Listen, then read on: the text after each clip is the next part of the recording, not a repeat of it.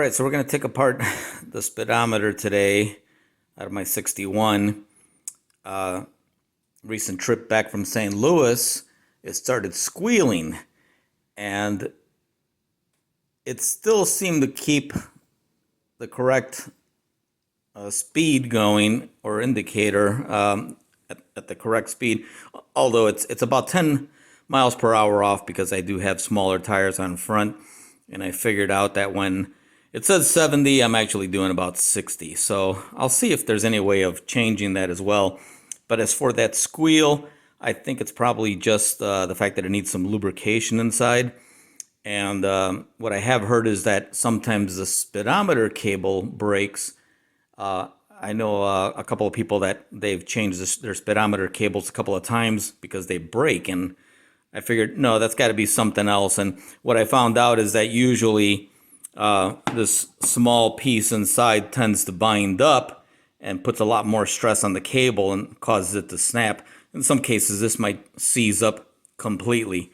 But this does seem to be the original speedometer because it's dated 1060, which I believe is probably right around when it was made, because it was made at the end of 1960, although it's a 61. The only other identifiable marks are this W080 or W0B0, whichever one of those might be. And there's another faded sequence of numbers up here, 1195, 702, 30 most likely. So all intents and purposes, it is the original speedometer. So I'm going to start by taking these two screws off, and that should allow the most of the mechanism to come out. We might have to take off these screws here to get, in case that's connected to the internal somehow. But we'll take these off and try to get everything off, and we'll see what's inside from there. Alright, so I went ahead and loosened the bezel, and there's plenty of videos out there where you could just use any types of small little tools that you have on hand to pry up the edge, which is usually bent over this ridge. So basically just pry off, about half of it. It'll come off. Don't need to do anything with that, but at least now it's all exposed, and now I can go ahead and get these two screws out and loosen this all up. Okay, so I got the screws off the back, but it seems like the face of the speedometer is hitting at the bottom right there, and it's not allowing this threaded connector at the back to move the entire mechanism downward so that it can be pulled out. So this is going to have to come out, I would believe. I did move the speedometer needle over the small little peg there just to see how much tension it was. It's pretty close, so I'll just have to get it in the same spot. But I'm going to take this indicator needle off along with these two screws. That should allow the entire faceplate to come off, and then we can get the rest of the mechanism inside cocked over a little bit more and able to get it out. So we'll go ahead and try that now. Alright, so just by loosening up those two screws, there's a small little retainer that's also pressed on there. Looks like it's got splines on it as well. I didn't want to muck around with that, but removing the screws allowed the front cover to tilt, as you can see, forward, and I was able to get it past the bottom lip here, and as a result, the rest of the mechanism was able to tilt up and over so we can get it out. So we're at that now, and now we'll take a look at the inside and see what's going on. Alright, so at this point, I took just a, what you would call a square head bit driver, usually for driving screws into decks you know, which usually have, probably can't get much to focus on there, but they've got a small head on there, which is square, and that works out pretty well in terms of turning the speedometer, and it seems to be turning freely. So I would imagine the squealing is probably going to be some lack of lubrication inside, and once it gets up to a continuous RPM at about 50, actually it started doing it at about 60 miles per hour, and I reduced the speed. It seemed to stop a little bit, but then even when going down city streets, it was squealing at about 30 miles an hour. So the spring is way down inside there. Really, there's not much that could be done there, but I'm more interested in what's inside of this housing. And it's just a matter of bending these small tabs. I believe there's probably about 3 or 4 of them located around the speedometer. Here's another one.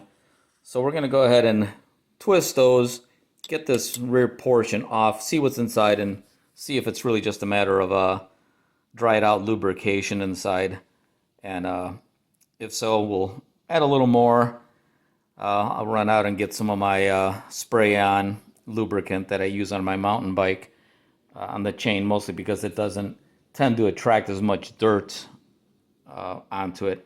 So let's take this apart and we'll see what's inside. Alright, so on this one we actually had 3 tabs. One is on the side there, which we've straightened out already. The second one is actually in this little groove up in here. And then the third one is actually right at the bottom there. So with all 3 of those straightened out, the back comes off. I'll show you what that is in a minute. Alright, so here's what came off on the back side, which is pretty much about right there. The only thing that was going but from this little gear over into there is your shaft there, which basically the threaded part turns the cog there, and then you've got another worm gear, it appears there, and that basically actually turns the splines on the shaft. But now inside, it's pretty interesting. There's really not much of, there aren't many moving parts inside. There is some muck in there that I'll have to clean up and everything. But the interesting thing about all this, let me see, is that it's magnetic. And that magnet apparently seems to turn this bowl inside, because that does turn freely. There's a little bit of lubricant on the inside, which I'm not sure if it should be there or not, but there's a little bit in there. I would imagine the magnetism of that wheel is what somehow turns this bowl. Be interesting to see it from the inside when it's actually turning. But I'm wondering now if certain parts of this bowl are more magnetic than others, or if it's just the sheer magnetism of this wheel spinning that causes the rest of it to turn as well. Very interesting concept. If anybody knows more about these, let me know. In the meantime, I'm going to try to get some lubricant either down in there, or I'll see which areas maybe I can get some where it comes in, or maybe I'll just pour a bunch of it on this side and see where it comes out at the bottom. And I'll let you know what happens. All right, we're going to throw in a small correction here. The small tab that I previously thought was one of the ones that was holding this piece onto the rest of the speedometer. There's actually another one on the opposite side, but those really just hold in this plate inside, which retains everything together in here. So not something that has to be taken apart, although even if I did take it apart, I would imagine this first piece would have to be removed first by unscrewing or getting that screw out from the bottom to get that whole piece out. As for that small center piece, that is actually what the small needle inside of here. I guess that keeps everything aligned so that the bowl fits all the way around this magnet. Either it's centered or off-centered. It'd be interesting to see what the effect is. I would imagine it's mostly going to be making contact up here on this top surface, because that seems to be the closest to the edge of where the bowl would be, which would be around this entire perimeter. So the magnetism there must be what turns the bowl, and that center piece keeps the pin and the bowl centered all of the time. But either way, the correction was, I wound up twisting those back on, both of those tabs, because I saw that they were really just holding this inner plate together, which you can't really see much there, but hopefully I can get a better shot, and I think that'll be probably as best as it'll get.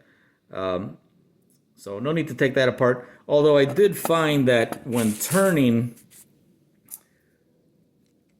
the shaft or putting my bit in there, it rotated fine pretty much clockwise, but the minute I started going counterclockwise, it was binding. And I put a bunch of this tri-flow lubricant in there, kept turning it, but the most that it loosened up was when I poured some into the worm gear here. Once I did that, it seemed like everything really started to loosen up quite a bit. So I'm going to go ahead and pour a little more in there, let it soak out. There was some gook coming out, so I'm going to try to get more of that out, and we'll see how much freedom we can get on this by using this lubricant. Sometimes you got to ad lib a little bit, so I put the straw from the tri-flow into where the Speedo cable goes. I'm basically just allowing that to flush whatever's inside. I did put the shaft in as far as it would go, so you can see the difference of what came out originally versus what's coming out now. So that seems to have helped out quite a bit. And then what I'll do is I'll get a little more on there, and it's really just a matter of pressing the button just a little bit, just to allow it to come out. Otherwise it just sprays all over the place. So I'm going to go ahead and turn it a few more times with the bit, and I'll let you know how much of a difference that made. Alright, so it seems like that latest blast really seemed to have cleaned up a lot of the stuff that was inside where the Speedo cable goes, because I just propped it on top of my flashlight here. And whereas before I had to hold the piece in order to turn everything, now just letting it rest there, I'm able to turn it just, with barely fingertip pressure. It's rotating much freely now. So I think that pretty much did it. And that should pretty much eliminate the squealing that was going on. One other note was that it wasn't affecting the needle yet. I mean, I've heard that some people, the needle seems to jump around a bit at times. It might be related to this with the shaft not turning everything completely and, causing intermittent turning of this wheel, which would then obviously cause the bowl inside to not rotate or stutter, which in turn would cause the needle to stutter. So that kind of makes sense, but I'm still not sure how this exactly works and how the magnetism manages to turn this bowl inside. That would be something really interesting to do. So maybe if I ever get another Speedo like this, I can take this apart and try to mock it up somehow on something transparent so that the actual movements could be seen. But for now, just gonna get all of this back together. I'll let you know if there's any problem with aligning that little tiny pin there with the center piece there. Hopefully there won't be much of a hassle, but my apologies for not having a stand on this camera. Basically, it was a ad hoc project for a Sunday that made me want to go out there and try to get this resolved among a few other things that I want to do before the next show. So if anything, let me get this back together and I'll let you know what happens in a bit. All right, so the saga continues, and it was a little tricky trying to get that bowl and pin centered with the small hole in that bracket. So instead of trying to do it this way and trying to hold the shaft at the bottom to keep that bowl centered, I basically held it up this way, and I'm talking about the top portion. Held it up this way, level, which allowed the bowl to basically just freely just dangle there. And then I got the bottom part moved upwards, and that seemed to align everything. Otherwise, you're rocking from one side to the other if that little pin isn't right in the center hole. But this seemed to work the best. And like I said, just holding the top stationary, freehand, letting the bowl just drop down, which basically gave it a plumb center, and then bringing the bottom half upwards onto the tabs. And that seemed to work the best. And like I said, there were really only two tabs that holds this in place. That's one right there by the odometer, and the other one was over on the opposite side, right there in the center of your screen.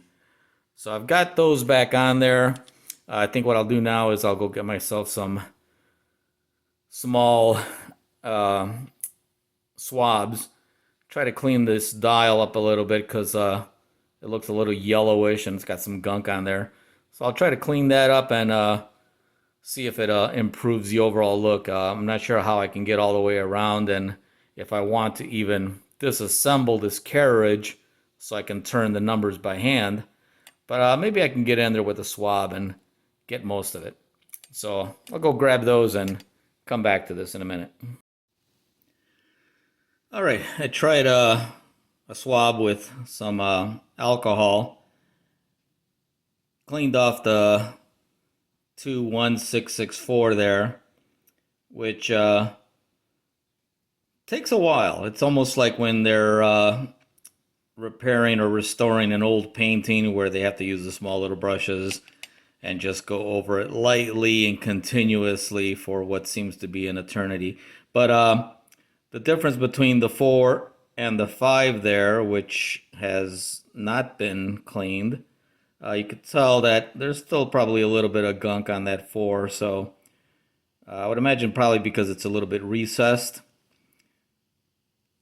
Actually, I'm not sure if it is or not, but yeah, maybe it is. Maybe I can get in there a little bit more with the swab and clean it out a little more now that I can see that it's recessed. But I'll try that out, and maybe I can move the 5 up and do a before and after on that one. All right, seems like a little more effort. Did manage to clean it up a little bit more. Some of the dirt that was in the number 4, though, I did resort to just using a fine toothpick Basically just dabbed a little bit of the alcohol on there and got it in there. Seemed to get some of it out. I must admit it does look better, but I mean, this is probably taking about a good 5 to 10 minutes just on these 5 little numbers. So I'm not sure if today is going to be the day to do all of them, but mostly because I'm anxious to get this back in the car and see if all the squealing has stopped. But maybe I'll do the single digits in the front. I don't know. We'll see what happens. And then I'll put it back together. And we'll go from there. Alright, I managed to put the shaft or the square bit into my battery-powered driver there instead. Did manage to turn that from the 4 over to the 5 within about 15 seconds or so. Not much. So we can see the difference now between the 6 and that 5. So let me go over the 5 and I'll come back and show you what that looks like and about roughly how long it takes. Alright, so that was about 1 minute. And boy, that came out totally different, doesn't it? And again, that one was just with the cotton swab and some alcohol. So I don't know, at this point maybe I'll go ahead and try to turn it another digit or so, and it seems like that first digit is the one that's the nastiest looking at anyway. I don't know if it's because it turns the most or maybe some of the dirt is flinging around from that bowl or something and landing on it all over, which would kind of indicate that at some point one bank of these other numbers would be pretty crusty. But oh well, I might do one more or two and then call it a day and go get this installed in the car. All right, so we'll see what happens. All right, one more thing before I put this together. I forgot that I needed to clean that shaft a little bit, so I've gone ahead, got all the little nasty bits that were inside of the teeth there, got those all out, and now it's just a matter of I'm just putting up a little bit of white lithium grease on there. So I'm basically just going to turn this, and granted there's nothing touching the Speedo right now other than just the shaft freely rotating everything now. So we'll get it to about there. Get some more grease on there. Lithium grease. Oh yeah, I did get another couple of numbers in. Looks good, but no, too much time for spending something on a Sunday, especially when I want to get this back on. So I'm gonna finish greasing this up, put it back together, and show you what it looks like when it's done. All right, there is one quick note about getting this all back together, which was a little easier this time, but there's a little tube in there that attaches to the internal housing on the speedometer, and you just got to make sure that that's pushed up as far as possible so that it's against this faceplate, because it has to line up with the opening for this bulb. And getting it on there, I actually just used one of the cotton swabs to put it in there and help align it as I was pressing in on the faceplate or the whole mechanism, and that seemed to help it align and slide onto this shaft here that's inside. Probably goes in maybe about half an inch or so, half or 3/4 of an inch inward, and that tube has to line up and go into that. Where did it go? Oh, there it is. You see a part of it there on the corner. So right now it's just a matter of I'm going to line up the holes in the original location, get the needle back to where it belongs, and get that front bezel on, wherever it is. Oh, there it is. Okay, be right back. All right, so the speedometer is back in. Everything's connected, bulbs and everything. The one thing I forgot to mention was the tube that I said had to be aligned with that shaft at the rear of the housing. Basically what that tube does is it directs the light from the light bulb that goes into the back of the speedometer so that it illuminates the high beam indicator on the faceplate. I guess the tube is there just to keep the light contained, otherwise you'd be illuminating the entire speedometer as well as the regular light that's in there.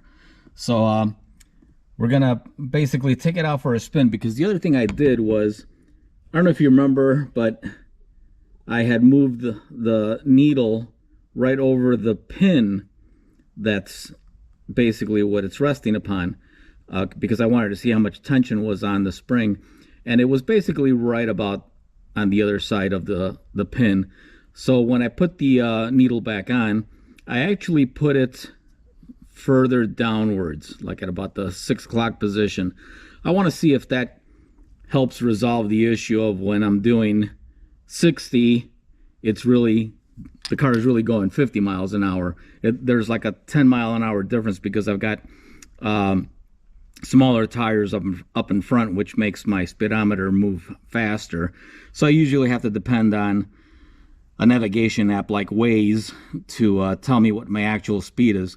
But I'm hoping that by putting it down further, it puts a little more tension on the needle, and therefore when the magnetic wheel is spinning, maybe it'll take a little bit more work for it to move it all the way up to 60 when the car is doing 50, and maybe that slight difference here will decrease the overall speed that it's reading. So we'll try that out. We'll take it out for a spin, get it on the highway, and we'll see what happens. All right, the speedometer is reading at about 55 or so right about now. Waze is pretty much saying it's about 53. So I think that actually got a little closer. Let me get it up to closer to 55 here. All right, I'm about 55. No, it's reading 55 as well. So we might have been able to make a bit of a difference here by setting the needle in a different position. So let's try to increase the speed a little bit here.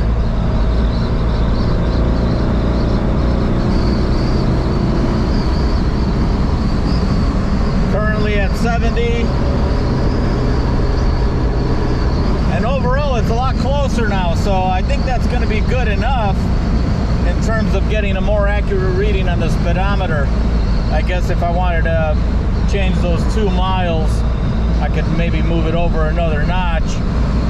But actually right now speedometer's at about 65 and it's reading 67. Well, yeah, it is about 67, so it is overall a much more accurate reading, which is actually quite interesting in the way that magnetic disc turns inside.